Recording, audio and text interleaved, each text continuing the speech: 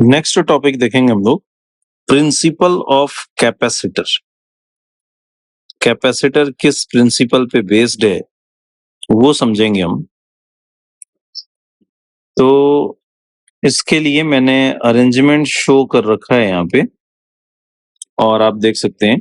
First of all एक conductor है, next इस कंडक्टर के बगल में एक और कंडक्टर रखा और थर्ड केस है जिसमें कंडक्टर के बगल में जो दूसरा कंडक्टर है उसके एक एंड को ग्राउंड से कनेक्ट कर दिया। अब यहाँ पे फर्स्ट केस में इस प्लेट की पोटेंशियल अगर V है तो कैपेसिटेंस हमें मिलेगा C is equal to Q by V। और इस कंडक्टर को, इस प्लेट को हमने जो भी चार्ज दिया ये इसके दोनों फेसेस पे डिवाइड हो जाएगा। सेकेंड केस में जब इस कंडक्टर के बगल में हम एक और कंडक्टर रखते हैं तो आप देख सकते हैं कि यहाँ पे इसके इनर फेस पे एक निगेटिव चार्ज इंड्यूस होगा और आउटर पे पॉजिटिव इंड्यूस होगा। ओके, एंड थर्ड केस में अगर हम इसे ग्राउंड कनेक्ट कर देते हैं देन जो चार्ज इधर पॉजिटिव चार्ज था वो वैनिश हो जाएगा और सिर्फ हमें एक पॉजिटिव और एक नेगेटिव दिखेगा। ओके, इन अरेंजमेंट्स में हमें पोटेंशियल से रिलेटेड क्या फर्क दिखेगा? अगर फर्स्ट केस में हम पोटेंशियल V मानते हैं, सेकेंड केस में क्या होगा? अगर इसकी पोटेंशियल V है, इस निगेटिव चार्ज की वजह से पोटेंशियल कुछ डिक्रीज होगा और पॉजिटिव की वजह से पोटेंशियल इंक्रीज होगा।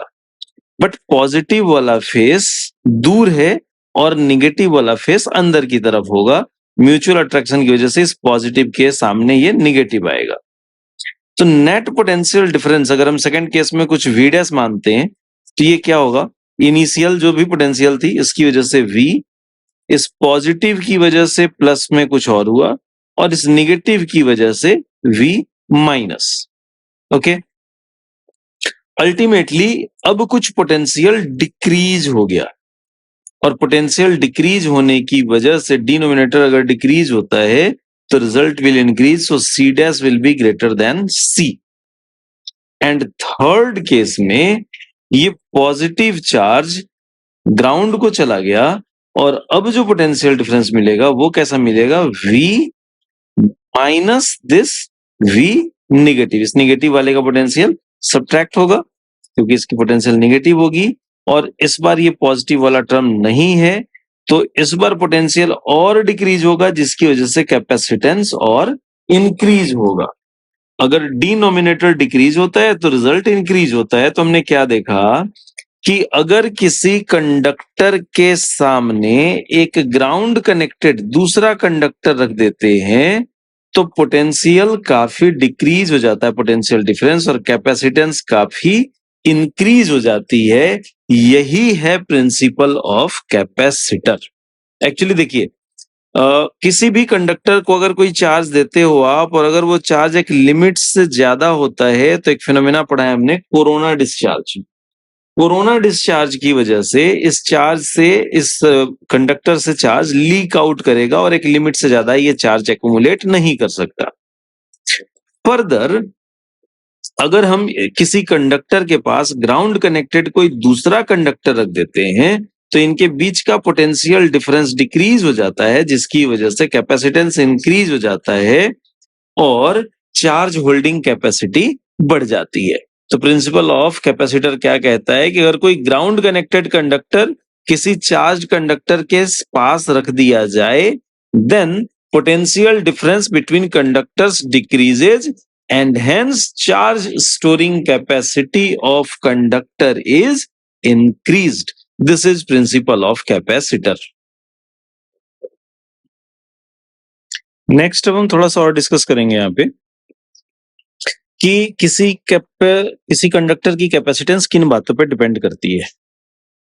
तो capacitance of a conductor depends on shape and size. Shape and size या ज्योमेट्री कह सकते हैं आप, कंडक्टर के शेप, साइज या इन सिंपली आप ज्योमेट्री कह सकते हैं। दूसरा सेपरेशन बिटवीन प्लेट्स, जो भी दो प्लेट हो, कोई जरूरी नहीं होता कि हर बार प्लेट का मतलब ऐसा ही हो, मैंने पहले भी बोल रखा है आपको। प्लेट हो सकता है कि दो स्फेरिकल सरफेसेस हो, तो इन दोनों को भी प्लेट ऑफ कंडक्टर ही कहते हैं। ये अभी नेक्स्ट हम डिस्कशन में देखेंगे भी। तो जो भी ये प्लेट्स हैं, चाहे वो प्लेट हो या सिलेंड्रिकल हो या स्फेरिकल हो, उनके बीच के सेपरेशन पे कैपेसिटेंस डिपेंड करता है।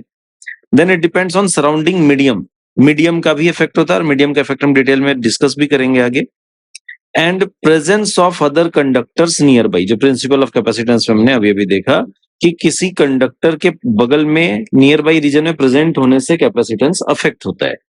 While capacitance of a conductor is independent of, किन फैक्टर्स पे डिपेंड नहीं करता? चार्ज गिवन, चार्ज पे डिपेंड नहीं करता। एक्चुअली देखिए, आपने फॉर्मूला पढ़ा है C is equal to Q by we.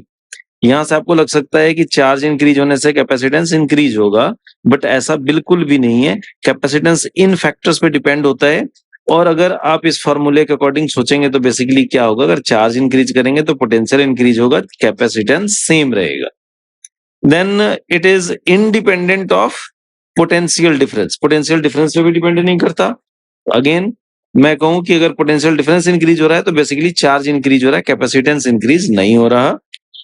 Nature of material, material के नेचर पे डिपेंड नहीं करता, हाँ सराउंडिंग मीडियम पे जरूर डिपेंड करता है।